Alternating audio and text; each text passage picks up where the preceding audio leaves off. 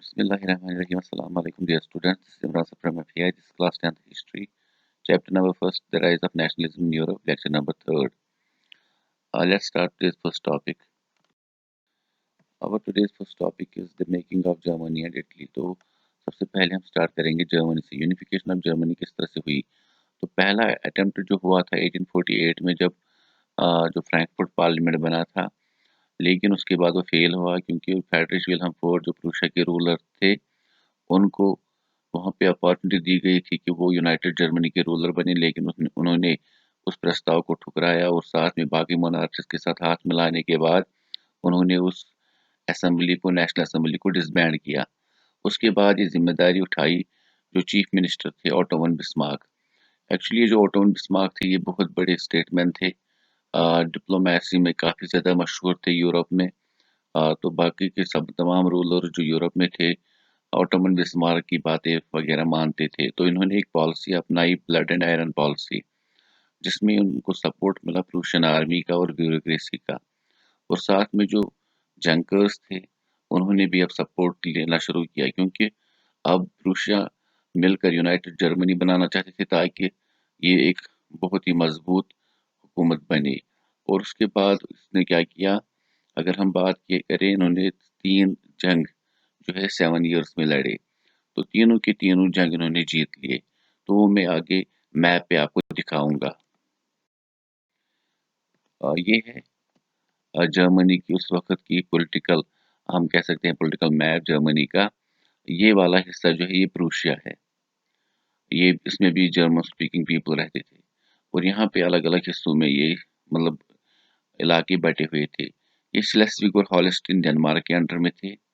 यहाँ पे अल्साक and Lorraine France के अंडर में थे. और बहुत सारा इलाका अलग अलग किंगडम्स वगैरह में बटा हुआ था. तो जो मैं 3 जंगों की बात कर रहा हूँ, सबसे पहले इन्होंने, प्रूशिया ने डिक्लेयर वार किया अगेंस्ट डेनमार्क. तो उसे प्रूशिया डैनिश वार भी कहते हैं. और इसमें प्रूशिया ने सपोर्ट लिया ऑस्ट्रिया का, जो इस साइड में इलाका है. ऑस्ट्रियन एम्पायर जो हैबिसबर्ग एम्पायर वहाँ पे रूल कर रही थी. तो ऑस्ट्रिया ने यहाँ पे प्रूशिया की मतलब मदद करने के लिए इकरार किया. और वहाँ पे प्रूशिया ने भी उनको एक लालच दे दी कि यहाँ पे हॉलस्टीन एंड स्लेस्विग 2 इलाके जिनमें जर्मन स्पीकिंग पीपल रहते हैं, ये डेनमार्क के अंडर में है. तो अगर हमने इनके साथ जंग जीत लिया तो हम स्लेस्विग लेंगे और हॉलस्टीन आपको देंगे. तो ऐसा ही हुआ. 1864 में ये जंग हुई. इसमें प्रूशिया की जीत हुई और वादे के हिसाब से स्लेस्विग प्रूशिया का हुआ और हॉलस्टीन जो है वो ऑस्ट्रियन एम्पायर का हिस्सा बना. उसके बाद उन्होंने दूसरी जंग प्रूशिया ने डिक्लेयर की अगेंस्ट ऑस्ट्रिया, ताकि ये वाले इलाके जो है हॉलस्टीन वगैरह ये भी इनके हो जाए. तो इसमें प्रूशिया ने सपोर्ट लिया फ्रांस का. तो ये जंग हुई 1864 में.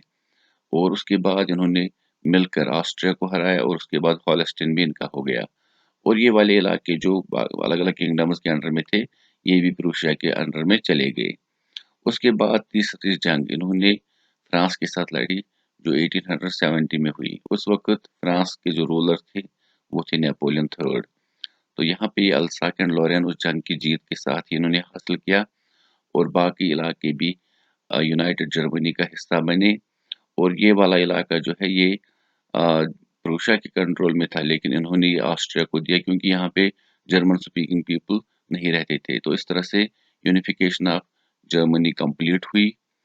तो 3 जंगें जो हुई, जिसमें डेनिश के साथ एक जंग हुई, दूसरी हुई ऑस्ट्रिया के साथ, तीसरी हुई फ्रांस के साथ. तो पहली में ट्रीटी ऑफ वीना हुई, दूसरी में ट्रीटी ऑफ प्रैग हुई और तीसरी में ट्रीटी ऑफ वर्साइल्स हुई. और अगर हम बात करें जो तीसरी जंग उन्होंने जीत ली, तो उसके बाद हॉल ऑफ मिरर्स वर्साइल्स में ऑटोमन बिस्मार्क और जो जर्मनी की या प्रूशिया के उस वक्त के रूलर थे जिसका नाम था कैसर विलियम फर्स्ट, और बाकी आर्मी ऑफिसर्स वगैरह वहाँ पे मौजूद थे. और उन्होंने अनहीटेड हॉल ऑफ मिरर्स में प्रूशियन किंग कैसर विलियम फर्स्ट को ताज पहनाया और उसको यूनाइटेड जर्मनी का रूलर घोषित किया. इस तरह से यूनिफिकेशन ऑफ जर्मनी कंप्लीट हुई. उसके बाद यूनिफिकेशन ऑफ इटली. अगर हम बात करें इटली, तो मैं ये भी आपको मैप पे समझाता हूँ. 1815 में किस तरह से थी. ये अलग-अलग 7 स्टेट्स में बटी हुई थी, जिनमें अलग-अलग डायनास्टीज़ या रूलर्स रूल कर रहे थे। जैसे कि यहाँ पे किंगडम ऑफ टू सिकलीज़, ये वाला इलाका जो है येलो का है, इसमें Bourbon dynasty of Spain rule कर रही थी। ये वाला इलाका जो है इसमें पैपल स्टेट इसको बोलते हैं, इसमें इंक्लूडिंग रोम भी था, इसपे पोप्स का रूल था। यहाँ पे ये जो इलाके हैं लोम्बार्डी एंड वेनेशिया, ये ऑस्ट्रिया के अंडर में था। और ये वाला इलाका जो है ये पेडमोंट है और ये सर्डिनिया है। इस पर एक ही रूलर रूल कर रहा था। तो अगर हम बात करें 7 अलग-अलग स्टेट्स में बटा हुआ था। Only Sardinia's Piedmont was ruled by an Italian princely house। तो इसी पर इटालियन प्रिंसली हाउस रूल कर रहे थे, जिसका रूलर था विक्टर इमैनुअल सेकंड। अब विक्टर इमैनुअल सेकंड के अंडर में एक मेंबर था, जो कि वहाँ के चीफ मिनिस्टर बाद में बने, जिसका नाम था काउंट कैमिलो डी केवर। कहा जाता है कि ना तो वो कोई डेमोक्रेट थे, ना कोई रेवोल्यूशनरी थे। अगर हम बात करें सबसे पहले, ये काउंट कैमिलो डी केवर था, जिन्होंने विक्टर इमैनुअल सेकंड को मशवरा दिया कि हम बाकी सारी किंगडम्स को आज़ाद करके यूनाइटेड इटली बनाएंगे। लेकिन इससे पहले भी एक कोशिश 1830 में हुई थी, जब जुसेपी मैज़नी, जो कि एक रेवोल्यूशनरी थे, उन्होंने रेवोल्यूशन की कोशिश की थी और उन्होंने यंग इटली इसी पर्पस के लिए बनाया था कि इटली को यूनिफाइड नेशन बनाया जाए। और इसमें एक अहम रोल है जुसेपी गैरिबाल्दी का भी, जिन्होंने जुसेपी मैज़नी की यंग इटली को ज्वाइन किया था। उसके बाद उन्होंने भी पैडमोंट में रेवोल्यूशन की कोशिश की और उसको सजाए मौत की सजा दी गई। लेकिन उसके बाद वो भाग गए और वो साउथ अमेरिका चले गए। तो वहाँ पे भी बहुत सारे जंगों में उन्होंने पार्टिसिपेट किया। लेकिन 1848 में जब उन्हें पता चला कि जो सर्डिनिया पैडमोंट का रूलर है, जो इटालियन प्रिंसली हाउस का है विक्टर इमैनुअल सेकंड, और उसके chief minister count Camillo di Cavour, वो इटली को यूनिफाई करना चाहते हैं, तो वो वापस आया। और 1859 में इन्होंने एक जंग लड़ी सर्डिनिया पैडमोंट ने ऑस्ट्रिया के खिलाफ, और उसमें इन्होंने लोम्बार्डी को हासिल किया। और उसके बाद ये जो जुसेपी गैरिबाल्दी थे, तो विक्टर इमैनुअल सेकंड और काउंट कैमिलो डी केवर ने उसे भेजा कि टू सिकलीज जाकर वो इन इलाकों को आज़ाद करे बोरबन डायनास्टी ऑफ स्पेन से। तो यहाँ पे वो 1000 मैन के साथ गए। उसकी आर्मी में सिर्फ 1000 मैन थे और उन सभी लोगों ने रेड शर्ट्स पहनी थी, तो उसको आर्मी ऑफ रेड शर्ट्स भी उनको कहते हैं। तो जुसेपी गैरिबाल्दी, जिनको कहा जाता है स्वॉर्ड ऑफ इटली, उन्होंने यहाँ पे लोगों को जमा किया, जो पीजेंट्स वगैरह थे, उनको समझाया कि हमें इस इलाके को आज़ाद करना है बोरबन डायनास्टी ऑफ स्पेन से। तो ये वो उसमें कामयाब भी हुए और उन्होंने डिक्लेयर किया कि मैं यहाँ का डिक्टेटर हूँ, but under the leadership of Victor Emmanuel second. तो इसका मतलब टू सिकलीज भी उसी के साथ इनके अंडर में हो गए।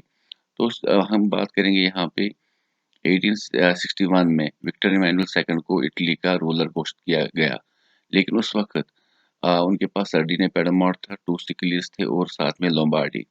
और उसके बाद उन्होंने ये फ्लोरेंस वाला हिस्सा भी कैप्चर कर लिया और फ्लोरेंस को उन्होंने अपनी कैपिटल बनाया। उसके बाद जो जुसेपी गैरिबाल्दी थे, जिन्होंने टू सिकलीज को कवर किया था, वो पैपल स्टेट्स के अंडर में घुसने की उन्होंने कोशिश की, लेकिन वहाँ पे जो पोप की फौज थी उनसे उन्होंने हारा। लेकिन यहाँ पे पोप की फौज के साथ साथ यहाँ पे फ्रेंच आर्मी भी जो पैपल स्टेट वगैरह है इनकी रक्षा के लिए तैनात थी। उसके बाद हम पहुंचते हैं जर्मन यूनिफिकेशन के कुछ वार्स की तरफ। आपको पता ही होगा कि जो दूसरी जंग हुई थी जर्मन यूनिफिकेशन की 1866 में, जिसमें प्रूशिया और ऑस्ट्रिया के बीच में जंग हुई, तो उसमें ऑस्ट्रिया ऑस्ट्रिया और प्रूशिया के दरमियान जब ये जंग हुई, तो उसमें प्रूशिया की मदद की थी फ्रांस ने। तो फ्रांस की आर्मी और जो प्रूशिया की आर्मी थी, तो वो वेनिशिया में एंटर हुई और वेनिशिया में उन्होंने फिर यहाँ पे प्लेबिसाइड कराया, ताकि लोग अपनी राय रख सके कि वो किन के साथ रहना चाहते हैं। तो वहाँ पे लोगों ने कहा कि हम यूनाइटेड इटली के साथ रहना चाहते हैं, और टस्कनी भी उनके अंडर में चली गई। उसके बाद सिर्फ पैपल स्टेट्स रही। उसके बाद हम थर्ड जंग जो हुई थी यूनिफिकेशन ऑफ जर्मनी की, जो प्रूशिया और फ्रांस के दरमियान हुई थी। तो उस वक्त फ्रांस को फौज की जरूरत पड़ी, तो उन्होंने पैपल स्टेट से अपनी फौज निकाली और उस जंग में सर्व की, और इस तरह से सर्डिनिया पैडमोंट या इटली की फौज पैपल स्टेट्स में एंटर हुई। और उसके बाद उन्होंने यूनिफिकेशन कंप्लीट की और रोम को उन्होंने अपनी कैपिटल बनाया। इस तरह से ये सारी सातों की सातों स्टेट्स आज़ाद हो गई और इनका एक ही रूलर बना विक्टर इमैनुअल सेकंड, जो कि यूनाइटेड इटली का रूलर बना। तो इसके बाद स्ट्रेंज केस ऑफ ब्रिटेन। तो ब्रिटेन की बात अगर हम करें तो यहाँ पे भी मैप से समझाना आपके लिए आसान होगा। पे हम बात करेंगे, ये जो 4 आइलैंड्स है, ये इंग्लैंड है, ये वेल्स है, ये स्कॉटलैंड है और ये आयरलैंड है। अगर हम बात करें सबसे पहले इंग्लैंड ने एग्रीकल्चर रेवोल्यूशन हासिल की, उसके बाद इंडस्ट्रियल रेवोल्यूशन भी इंग्लैंड से ही शुरू हुई। तो पहले से ही ये जो है समंदर के किनारे पर इसकी बहुत सारे जो हम कह सकते हैं जो नेवी वगैरह थी इनकी बहुत ज़्यादा मजबूत थी, क्योंकि साहिली इलाके थे इनके पास। और साथ में जब इंडस्ट्रियल रेवोल्यूशन इन्होंने किया तो उसके लिए रॉ मटेरियल ढूंढने के लिए दूसरे इलाकों में गए और दिन ब दिन इनकी ताकत बढ़ती गई। अब ये जो 4 आइलैंड्स थे, चारों आइलैंड्स पे यहाँ पे इंग्लिश कल्चर था, यहाँ पे वेल्श कल्चर, यहाँ पे स्कॉटिश और यहाँ पे इरिश कल्चर। अब चारों के चारों कल्चर्स डिफरेंट थे, इनकी लैंग्वेजेस डिफरेंट थी, इनके रूलर्स डिफरेंट थे और इनके कस्टम्स वगैरह भी डिफरेंट थे। अब इंग्लैंड ने वेल्स को 1535 में ही अपने अंडर कर लिया था, इन पर अपनी डोमिनेंस हासिल की थी। उसके बाद इंग्लिश पार्लियामेंट ने और एक लॉ पास किया जो कि उन्होंने 1707 में किया, जिसके तहत उन्होंने स्कॉटलैंड को अपने अंडर में कर लिया। अब स्कॉटलैंड में इन्होंने क्या किया, इन्होंने वहाँ के लोगों को कहा कि आपको English language, English culture, English flag और जो एंथम है इंग्लैंड का, God save our noble queen या God save our noble king, उसको एक्सेप्ट करना पड़ेगा। तो जो हाईलैंड्स पर या जो कैथोलिक्स थे जो गैलिक लैंग्वेज का इस्तेमाल करते थे, उनको उस लैंग्वेज से मतलब हम कह सकते हैं उसको इस्तेमाल करने से रोका गया और साथ में उनको कहा गया कि आप अपने ट्रेडिशनल ड्रेस वगैरह नहीं मतलब पहन सकते। तो इस पर जो कैथोलिक्स थे उन्होंने विरोध किया, प्रोटेस्ट किया, लेकिन उनको सजा दी गई। उसके बाद यही नसीब आयरलैंड के साथ भी उनके साथ भी वही हुआ। लेकिन यहाँ पे मैं बता दूं, जब इंग्लैंड और स्कॉटलैंड एक साथ मिल गए तो उस वक्त इसका नाम पड़ गया United kingdom of great Britain. उसके बाद जो इंग्लैंड का पार्लियामेंट है उन्होंने एक और लॉ पास किया जिसके तहत आयरलैंड को भी उन्होंने अपना हिस्सा बनाया 1801 में, और उसके बाद ये बन गया United kingdom of great Britain and Ireland. और उसके बाद अगर हम बात करें यहाँ पे ये सारी जो जगह थी आयरलैंड, स्कॉटलैंड, तो इन लोगों के ये जो लोग थे वो आज़ादी की जद्दोजहद करते रहे। तो आयरलैंड की बात यहाँ पे करते हैं। आयरलैंड में 1898 में वॉल्फस्टोन एक इरिश मतलब हम कह सकते हैं रेवोल्यूशनरी था, जिन्होंने बहुत सारे लोगों को अपने साथ मिलाकर ब्रिटिशर्स के खिलाफ रेवोल्यूशन करने की कोशिश की, लेकिन उसको क्रैश किया गया। उसके बाद ये आज़ादी की जदोजहद चलती गई, फाइनली आयरलैंड को आज़ाद किया गया 1922 में। लेकिन यहाँ पे मसला रहा नॉर्दर्न आयरलैंड का, जहाँ पे कैथोलिक्स मेजॉरिटी में रहते थे और प्रोटेस्टेंट्स मेजॉरिटी में रहते थे और कैथोलिक्स माइनॉरिटी में। तो आयर जो इंग्लैंड है ये हमेशा प्रोटेस्टेंट्स को सपोर्ट करता था, क्योंकि इंग्लैंड के लोग चुपचाप इंग्लैंड को मानते हैं। तो ये वो प्रोटेस्टेंट्स वगैरह वाले जो लोग हैं उन्हीं को मानते हैं। तो यहाँ पे जब काफ़ी ज़्यादा बहुत बड़ा सिविल वार हुआ, जिसकी वजह से फिर बहुत सारी ट्रीटीज भी हुई। फाइनली 1990s में एक ट्रीटी हुई जिसके तहत नॉर्दर्न आयरलैंड इंग्लैंड का हिस्सा बना। तो अब United kingdom of great Britain and northern Ireland इसका पूरा नाम है। और उसके बाद फाइनली स्कॉटलैंड और वेल्स 1998 में अलग कंट्रीज का दर्जा हासिल करने में कामयाब हुए।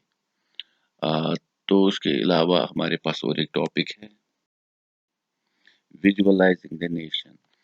तो बहुत सारे आर्टिस्ट्स जो 18th सेंचुरी में यूरोपियन कंट्रीज में थे, जिन्होंने फिर सोचा कि हम कोई कोई ऐसी चीज़ बनाएंगे जो हमारी नेशंस को कंक्रीट फॉर्म देंगी, एक एब्स्ट्रैक्ट आइडिया को कंक्रीट फॉर्म देंगी। जैसे कि एलिगरीज के बारे में आप सभी ने सुना होगा। तो फीमेल एलिगरीज को बनाया गया जो कि रिपब्लिक, जस्टिस या हम कह सकते हैं लिबर्टी वगैरह को पर्सनिफाई करे। जैसे कि हम जब किसी कोर्ट वगैरह में देखते हैं तो वहाँ पे एक फीमेल स्टैचू होता है जिसकी आंखों में ब्लाइंड फोल्ड होता है और हाथों में तराजू होती है। तो वो फीमेल फिगर जस्टिस को रिप्रेजेंट करती है, सिंबलाइज करती है। इसी तरह से स्टैचू ऑफ लिबर्टी के बारे में पहले ही हमने कहा है। लेकिन ये जो इन्होंने मतलब हम कैसे स्टैचूज बनाए, ये रिप्रेजेंट करती थी नेशंस को। तो फ्रांस वालों ने, फ्रांस के आर्टिस्ट्स ने इस फीमेल एलिगरी का नाम दिया मैरियन, क्योंकि ये एक फेमस क्रिश्चियन नेम था। और उसके फीचर्स ये रखे गए, उसके पास एक ट्राई कलर फ्लैग जो उस कंट्री का है, उसके सर पर लाल टोपी, रेड कैप जो मतलब सिंबलाइज करती है लिबर्टी, और कोकेड। कोकेड एक गोल ब्रूच जैसा होता था जिसमें तीनों कलर्स के फ्लैग के होते थे। तो इस तरह की मूर्तियां पब्लिक स्क्वायर्स में इरेक्ट की गई, करेंसी स्टैंप्स वगैरह पर भी वहाँ पे मतलब मार्क की गई। और इसके अलावा इसको काफ़ी ज़्यादा रिस्पेक्ट वहाँ फ्रांस के लोग देने लगे, क्योंकि ये फ्रेंच नेशन को रिप्रेजेंट करती थी। और इसी तरह से जर्मन वालों ने भी फीमेल एलिगरी का नाम रखा जर्मेनिया, जिसके एक हाथ में उनका ट्राई कलर फ्लैग, सीने पर ब्रेस्ट प्लेट जिसमें ईगल बनी हुई है जो कि सिंबलाइज करती है जर्मन स्ट्रेंथ, और उसके हाथ में एक तलवार है। उसके इर्द गिर्द में ऑलिव ब्रांचेस है जो रिप्रेजेंट करते हैं कि ये शी इज विलिंग टू, या Germany is willing for piece. अगर उनके हाथ में, सॉरी, जो ये तलवार होती है उसमें ऑलिव ब्रांचेस नहीं होंगे तो वो वहां पे दर्शाती है कि जर्मनी इज रेडी फॉर वार। तो ये फीमेल एलिगरीज का दौर काफी मशहूर हुआ और इनकी काफी ज्यादा हम कह सकते हैं रेस्पेक्ट करने लगे लोग। अलावा नेशनलिज्म एंड इंपीरियलिज्म, आप सबको पता है नेशनलिज्म क्या होता है, मतलब पैट्रियोटिक फीलिंग वगैरह अपनी कंट्री के लिए। और इंपीरियलिज्म एक पुराना कंसेप्ट है जिसमें जब एक टेरिटरी पावरफुल बन जाती है तो वो दूसरी टेरिटरीज पर, जो कमजोर टेरिटरीज होती है, उनको इकोनॉमिकली, पॉलिटिकली एक्सप्लॉइट करती है, उन पर कब्जा करती है। तो 19th सेंचुरी में भी यही दौर हुआ कि सभी कंट्रीज ने सोचा क्यों ना हम दूसरे कंट्रीज से ज्यादा पावरफुल बने, ज्यादा ताकतवर बने। तो यहाँ पर हम एक रीजन की बात करेंगे जिनको बालकन्स बोलते हैं। एक्चुअली में ये बालकन्स टर्किश वर्ड है जिसके मीनिंग है वुडी माउंटेन्स। तो साउदर्न यूरोप में बहुत सारी कंट्रीज है आजकल, जिनको Romania, Bulgaria, Albania, Greece, Macedonia, Croatia, Bosnia Herzegovina, Slovenia, Serbia, Montenegro कहते हैं।